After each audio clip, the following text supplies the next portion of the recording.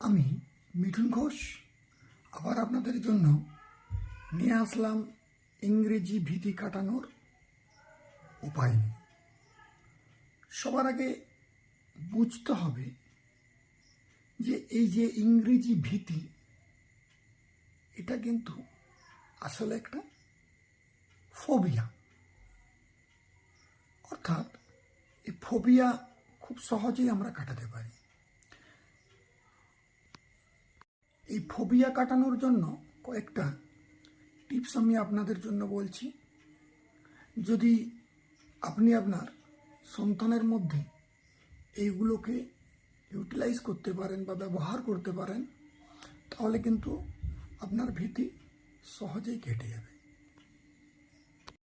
সবার প্রথমে আপনাকে বুঝতে হবে ইংরেজি আসলে একটা ভাষা মাত্র, কোনো বিদ্যা নয়। অর্থাৎ অনুশীলন এর মাধ্যমে কিন্তু সহজে এটাকে রপ্ত করা যায়। প্রতিদিন আপনার বাচ্চাকে চেষ্টা করবেন কোনো ইংরেজি নিউজ বা ইংরেজি গান শোনানোর। প্রত্যেক শব্দকে সিলেবেল ওয়াইজ ভেঙে ভেঙে পড়বার চেষ্টা করতে হবে। সহজ ভাষার আকর্ষণীয় এবং মজাদার গল্প, এই সব স্টোরির থেকে গল্প পড়তে পারেন।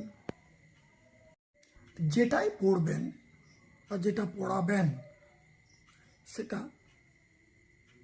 চেষ্টা করুন বাচ্চাকে দিয়ে লেখানোর। কারণ যত লিখবে তার গতিবিধি তাড়াতাড়ি ইমপ্রুভ করবে।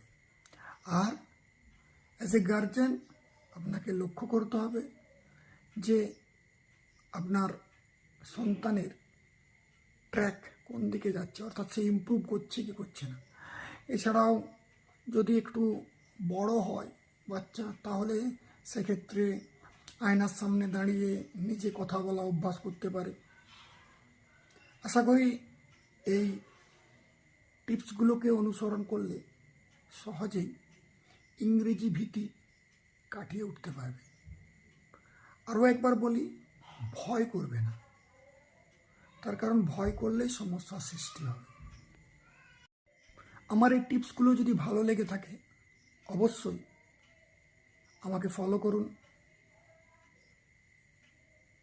আর লাইক, কমেন্ট, শেয়ার করে সবার কাছে পৌঁছে দেবেন।